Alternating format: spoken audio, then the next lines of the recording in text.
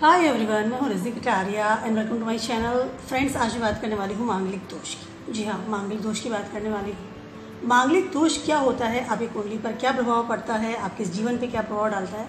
उसके अलावा एक और महत्वपूर्ण बात है, क्या मांगलिक दोष से राहु और केतु जुड़े हुए हैं, इफेक्ट्स क्या होता है। मांगलिक दोष की सारी बातें मैं करने वाली हूँ। उसके अलावा मैंने बहुत जगह सुना है या काफ़ी लोग इसके बारे में बात करते हैं कि मांगलिक दोष की वजह से राहु और केतु भी बहुत ज़्यादा कनेक्टेड होते हैं। ठीक है, मैरिड लाइफ पे बहुत ज़्यादा असर होता है मांगलिक दोष का, 100% होता है।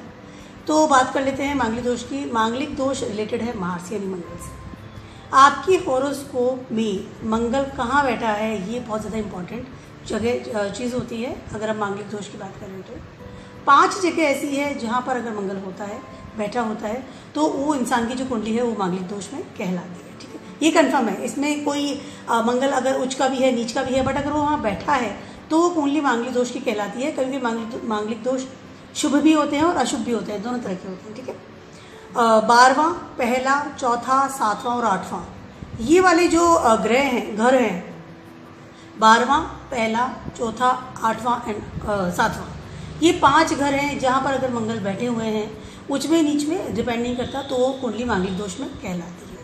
अगर मंगल अपनी नीच राशि में बैठे हैं या वक्री हो रखे हैं या किसी क्रूर ग्रह के साथ बैठे हैं या दृष्टि उन पर कोई क्रूर ग्रहों की पड़ रही है, तो डेफिनेटली मांगलिक दोष निगेटिव में आता है। और अगर अपनी उच्च राशि में बैठे हुए हैं या उच्च तलीय बैठे हैं या शुभ ग्रहों के साथ बैठे हैं, तो डेफिनेटली वो शुभता कहलाती है, यानी कि शुभ मांगलिक दोष कहलाता है। मांगलिक दोष का अक्सर मैंने सुना है, या काफ़ी चीज़ें ऐसी, एक थोड़ी अजीब सी बात मैंने सुनी है, काफ़ी लोग बात करते हैं कि जब 42 की ईयर्स की एज के बाद मांगलिक दोष खत्म हो जाता है। ऐसा कुछ भी नहीं होता है दोस्तों। 42 की एज डिपेंड मांगलिक दोष में नहीं करती है, वो डिपेंड करती है आपकी राहु और केतु, उनकी दृष्टि पर। राहु 42 के बाद जनरेट होता है या एक्टिव होता है नॉर्मली वैदिक एस्ट्रोलॉजी में, जो हम बताते हैं, लेकिन मांगलिक दोष से इससे कोई रिलेशन नहीं होता है। 42 की एज के बाद होता क्या है, इंसान को रहने की आदत हो जाती है। 42 के बाद इंसान उसी तरह से रहना शुरू कर देता है जैसा कि वो रहता आया है, तो उसे मांगलिक दोष का असर नहीं होता है। ये मैं एक जनरल बात आपको समझा रही हूँ, बिकॉज 42 का एज का कोई मांगलिक दोष से रिलेशन नहीं है, पहली बात। दूसरी चीज़ ये, मैंने आपको 5 घर जो बताए हैं उसमें मंगल होता है तो मांगलिक दोष कहलाता है। शुभ अशुभ अलग बात है। ठीक है, मांगलिक दोष से अगर मंगल आपका नीच में है या मंगल अशुभ मांगलिक दोष आपकी कुंडली में दिखाया जा रहा है, हो रहा है, प्रतीत हो रहा है, रिफ्लेक्ट कर रहा है, आपकी शादीशुदा ज़िंदगी में बहुत ज़्यादा निगेटिविटी आती है। पहली बार शादी नहीं होती है, दूसरी बार शादी होती है टूट जाती है, तीसरी बार शादी डिले बहुत ज़्यादा होती है, बहुत डिले होती है। उसके अलावा एक और चीज़ होती है, अगर आपकी शादी हो भी जाती है, समय पर हो जाती है, डिले नहीं होती है, तो आप अपनी शादीशुदा ज़िंदगी का वो सुख नहीं भोग पाते हैं, यानी हैप्पीली मैरिड लाइफ नहीं होती है। या this is a very very negative things. और अगर मंगल शुभ है, शुभता को लेकर भी है, तो भी शादी को लेकर काफ़ी असमंजस स्थिति रहती है। अगर शुभ मांगलिक दोष है तो आपकी शादी समय पर होती है, आप समय का ज़िंदगी का आनंद उठाते हैं, यानी मैरिड लाइफ का आनंद उठाते हैं, अच्छे से खुश तो अपने परिवार में रहते हैं, अच्छी तरह से रहते हैं।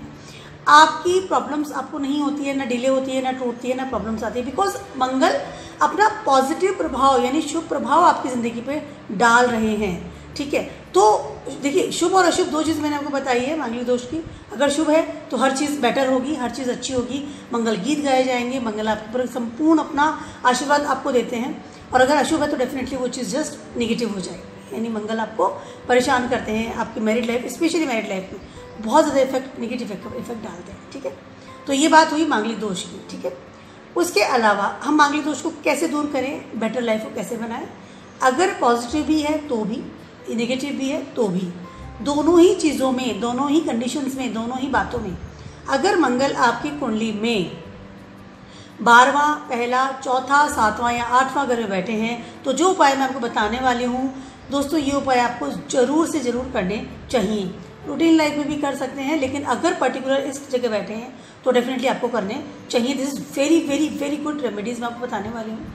मैं रेमेडीज़ हमेशा आपको इसलिए देती हूँ क्योंकि आपकी जो प्रॉब्लम है, मैंने आपको बताई आपको ये प्रॉब्लम है या ये जर्नली प्रॉब्लम होती है मांगलिक दोष में, तो हम उसे दूर कैसे करें, इसलिए मैं आपको हमेशा हर वीडियो में मोस्टली मैं रेमेडीज़ आपको देती हूँ। रेमेडीज़ नंबर 1 मांगलिक दोष की रेमेडी देने वाली हूँ। मांगलिक दोष का जो कारण है वो है मार्स यानी मंगल। मंगल के जो स्वामी हैं वो है हनुमान जी। हनुमान जी की आराधना करना, this is the number 1 thing for the Manglik दोष के लिए। हनुमान जी की आराधना कर सकते हैं। अगर आप मैरिड हैं ऑलरेडी से, तो आप अपनी वाइफ के साथ में जोड़े से जाकर के हनुमान जी की आराधना कीजिए, हनुमान जी की पूजा कीजिए, अर्चना कीजिए। शादीशुदा ज़िंदगी में बेटर लाइफ बेटर करने के लिए आप हनुमान जी की आराधना, मैंने आपको बताई, आप कर सकते हैं। जोड़े से जाइए, मंगलवार के दिन, शनिवार के दिन व्रत करिए, घर में सुंदरकांड का पाठ कराइए। जितना आप हनुमान जी की आराधना करते हैं श्रद्धा से, उतना ज़्यादा बेटर आपकी लाइफ होती है, क्योंकि मांगलिक दोष से कम होता है। नंबर है 2, आप जैसे फास्ट कर रहे हैं मंगलवार का, तो उसके साथ साथ आप हनुमान जी को चौला भी चढ़ा सकते हैं। 11 चीज़ें उसमें आती हैं, उससे भी हनुमान जी बहुत ज़्यादा खुश होते हैं। आप वो काम कर सकते हैं, बहुत ज़्यादा अच्छा आपके लिए बेनिफिशियल रहता है।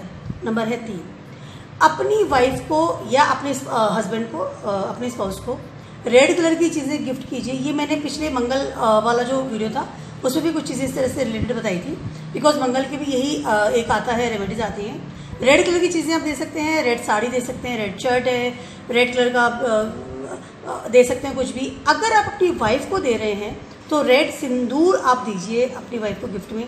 This is the really amazing remedy, because married life को बेटर बनाना है। तो आप रेड सिंदूर आप खरीद के लाइए और उसे गिफ्ट कीजिए, वो उसे यूज़ करें regularly. This is very good remedy for मांगलिक। उसके अलावा एक और सबसे बड़ी चीज़ मैं आपको बताने वाली हूँ मांगलिक दोष के लिए, वो ये है कि जब भी आप कहीं मंदिर में जाएं या कहीं भी जाएं, आपको वहाँ पर अगर बंदर नज़र आते हैं, जानवर नज़र आते हैं, उनको कुछ ना कुछ खाने को ज़रूर से ज़रूर दें। बिकॉज जब हम फूड देते हैं किसी को भी, उसके अलावा आप मंदिरों में खाना भी दान कर सकते हैं। जैसे कोई खाना आपने बना लिया और आप जाके दोनों साथ में जाकर के खाना खिलाइए। बिकॉज जो मंगल होता है, देखिए मैं ये सब मैं आपको रेमेडी की बता रही हूँ। मंगल है, मंगल जो है फूड का से रिलेटेड करता है। मंगल जैसे फूड, मार्स जो है आपके खाने से रिलेट करता है। तो आप खाना दान कीजिए, डोनेट कीजिए, उसमें कुछ ना कुछ मीठा जरूर रखिए, आप उसके अंदर जो गुड़ का आइटम जरूर रखिए। खाना आप खिला सकते हैं गरीबों को, बहुत ज़्यादा अच्छी रेमेडी है ये।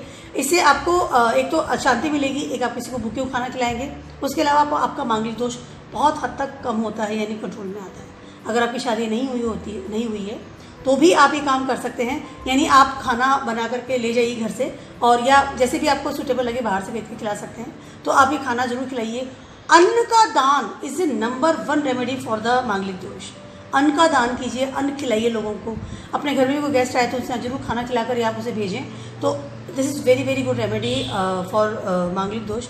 उसके अलावा मांगलिक दोष कहीं ना कहीं रिलेटेड होता है राहु और केतु से भी, जैसे मैंने आपको बताया 42 के बाद, लेकिन वो 42 एज का इससे कोई रिलेटेड नहीं है, बट कहीं ना कहीं रिलेट करता है। बिकॉज राहु अगर मंगल के साथ बैठा हुआ है या केतु मंगल के साथ बैठा हुआ है, तो ये दृष्टि इनकी इतनी क्रूर हो जाती है कि बहुत ज़्यादा तकलीफ देते हैं, यानी ओवरलोडेड मांगलिक दोष कहलाता है।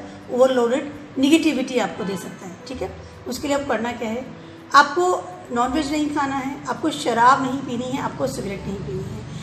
एक्चुअली व्यसन जितने भी होते हैं, और अगर मंगल आपको उनके साथ बैठा है, क्रूर ग्रहों के साथ बैठा हुआ है, तो ये सब व्यसन है, इनको इससे आपको दूर रहना पड़ेगा।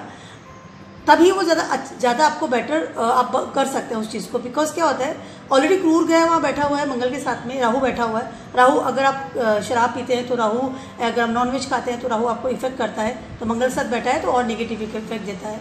केतु बैठा है तो भी आपको सिगरेट वगैरह ये चीज़ें नहीं पीनी चाहिए। व्यसन छोड़ने पड़ेंगे, आपकी शादी हुई हो या नहीं हुई हो, इससे कोई रिलेटेड नहीं है। अगर आपके मांगलिक दोष आपकी कुंडली में है तो व्यसन आपको छोड़ना ही पड़ेगा, और ये पूरी लाइफ के लिए आपको छोड़ना पड़ेगा। ये नहीं आपके शादी तक आपने छोड़ दिया, उसके बाद न्यू रूटीनली आप इसे कर रहे हैं, ऐसा नहीं है। ठीक है, उसके अलावा अपने गुस्से पर भी कंट्रोल करना is a very big remedy. Because होता क्या है, मंगल जो है हॉटनेस का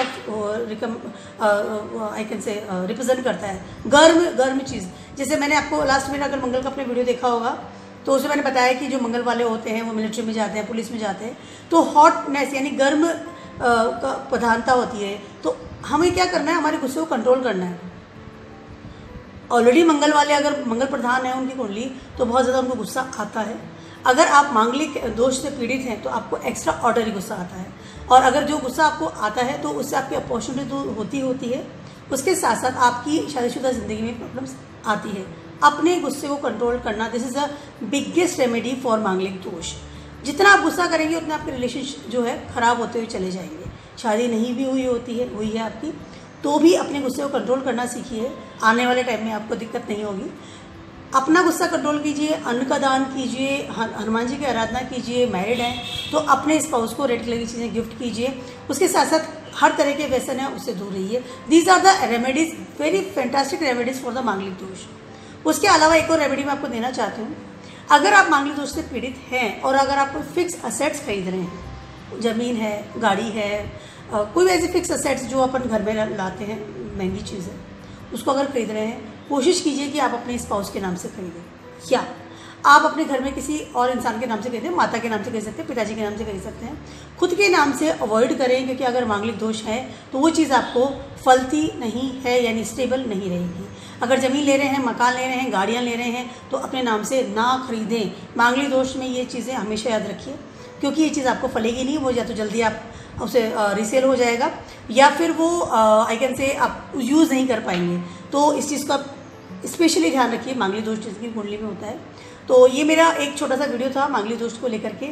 और मैंने आपको जैसे बताया, डिले मैरिज होती है, 2 बार शादी हो सकती है, उसके साथ साथ शादी में प्रॉब्लम्स भी आती है। अगर शादी हो भी जाती है तो उसमें मनमुटाव रहता है। तो ये रेमेडीज़ मैंने आपको जो बताई है, ये आपको ज़रूर करनी है। छोटा वीडियो है, रेमेडीज़ बहुत ईजी मैंने आपको बताई है, लेकिन इसे कीजिए।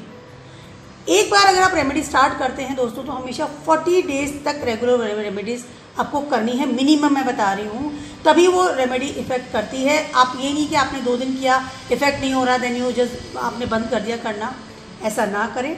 रेमेडीज़ को रेगुलरली आप करेंगे, जितना बेटर तरीके से आपको रिजल्ट मिलता चला जाएगा। मिनिमम 40 डेज होता है, यानी 1.25 महीना हम इसे कहते हैं वैदिक एस्ट्रोलॉजी की भाषा में। उसके अलावा अगर आपकी कुंडली मांगलिक दोष से पीड़ित है, तो आपको पूरी ज़िंदगी ही रेमेडीज़ करनी है। तो this is my small video for everyone. मेरा चैनल को सब्सक्राइब करते रहिए और देखते रहिए मेरी वीडियोस। आप मुझे कमेंट्स कर सकते हैं, मैसेज कर सकते हैं कमेंट सेक्शन में जा करके, आपको किस रिलेटेड वीडियोस चाहिए regarding astrology, tarot and vastu. So stay blessed and good bye.